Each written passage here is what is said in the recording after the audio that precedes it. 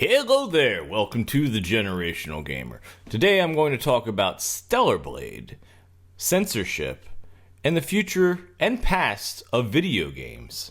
So, if that type of thing interests you, hit like, subscribe, follow me on Rumble, Twitch, X, Facebook. I got social media things everywhere. The reason Stellar Blade was so impressive to so many, besides the fact that it had gorgeous graphics with a beautiful female protagonist, is that I think many people, myself included, looked at it as the pivot point where things are getting back to what they used to be. See, I'm old enough to remember when video game characters were actually attractive on a regular basis.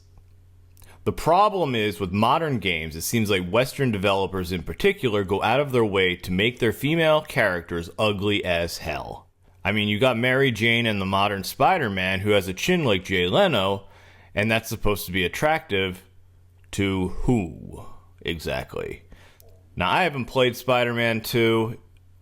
I saw enough of it. I said, you know what? I'm good with the first one. Now, the fallout for me was Stellar Blade. Now, I double dipped because I got it in my head that it was a good idea for me to get the digital copy so I could start streaming at midnight that day. I already had the physical coming. I figured that would help me boost the channel. It did in a very small degree. It wasn't worth the cost of admission. But of course, once you buy digitally, you're locked in forever. Now, I do have the physical, and I did remove the digital one and look at the unmodified physical version. And yes, there is a difference, but it's not worth the money. Now, I'm going to keep it now because, well, quite frankly, it's a collectible. Who knows how long they're going to be issuing the 1.0 version of Stellar Blade in a Sony censorship world.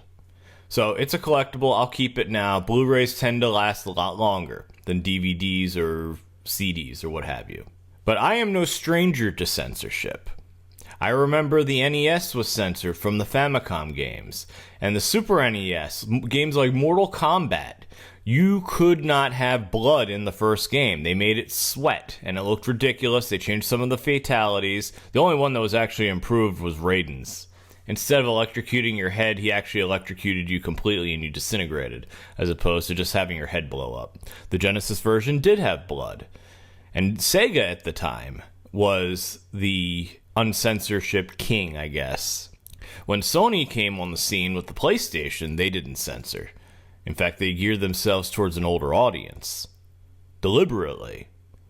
It wasn't until the PS2, which was my dominant generation. I bought more games for that console than any other console at the time of its existence. Now, I've certainly gone back and purchased more games for retro consoles since then. But at the time, when these consoles were new, I bought more games for the PS2 than anything else. Life changed by the time I had a PS3. Life changed in the 4 and the 5 because I got married and I had kids. So all those folks who are going to say, go outside and touch grass, or I've never seen a real woman, yeah, I have. And I don't like grass. So, getting back to my, I guess, a Saturn. I was a teen, but I was probably a late teen by that point. There was an ad where it had this beautiful woman on it, and it was suggestive.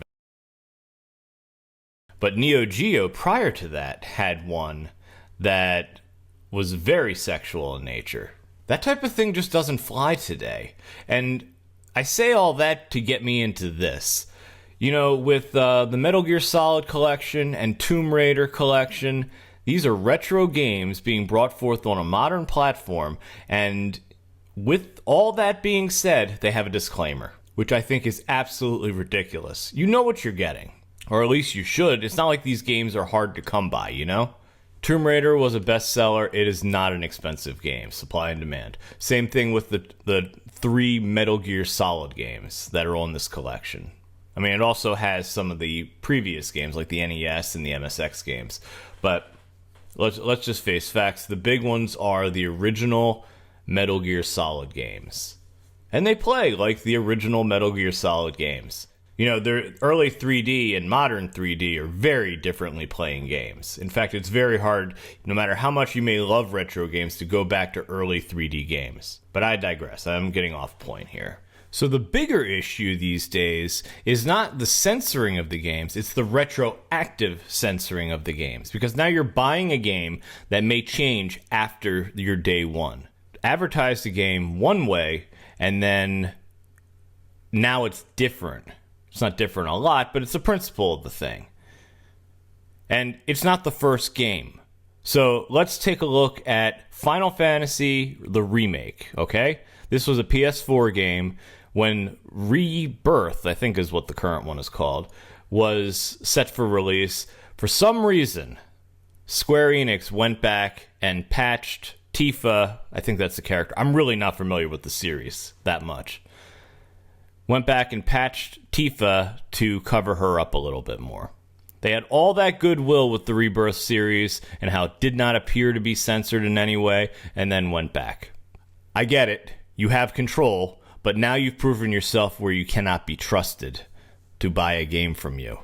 Even used, it's going to be different now. So I don't know if I could buy a Square Enix game because I don't know in 10 years what it'll be. Or even 5 or 2. But then Tomb Raider, the collection, was modified. Again, it was something trivial. And I don't know who complained. And if it is in fact a journalist, and I use that term very loosely, but somebody complained who had somebody's ear, and those posters of Lara that were, I mean, hell, they were infamous back in the day. Lara was always in some kind of seductive pose in the PS1 era. Hell, even the PS2 era. In fact, the PS2 games are all available in the Xbox 360, you got a nice graphical upgrade, and they're backwards compatible in the Series X. So, quite frankly, if you want to play the PS2 era games, play them on the Series X. But then you get to Stellar Blade. Okay. Again, first thing, the game will be uncensored. Awesome. Then, day one, there's a patch over graffiti. They changed it. I knew that was going to be the beginning of the end. There would be little things that would eventually change in the game. But then I saw the costume changes. Again, a trivial thing. The point is that companies have shown themselves to be untrustworthy with our money because you never actually buy a complete game. And that right there is where censorship in video games has become a big issue. So, where do we go from here? As far as I'm concerned, I did tweet that I'm done buying video game consoles, and that may be the truth, it may not. I don't know. I think it's the way I'm thinking right now. Yes, I will not buy any more game consoles, but realistically, by the next generation, I'm going to be over 50 anyway. Am I really going to keep playing these things, or am I going to go do other things? My life will be different, just as it was different during the PS3 era. As far as I'm concerned, I'm no longer pre-ordering any games. If the game is available physically, it will be exclusively purchased physically. I will no longer buy a digital deluxe version of a game because I need to be able to go back if I want to. Again, trivial matter, probably won't go back, but I want to know that I have the ability. That's part of the freedom I have is buying the game. I want to be able to go back. And then I will have to wait until the game's been released for a while and see what happens. That's how I plan to go forward. PS4 served me well. I eventually did get a PS5, and I do like the PS5, but I do not like the way Sony handles their female characters. But that's my rant. What do you think? Leave some comments below. Have a good one.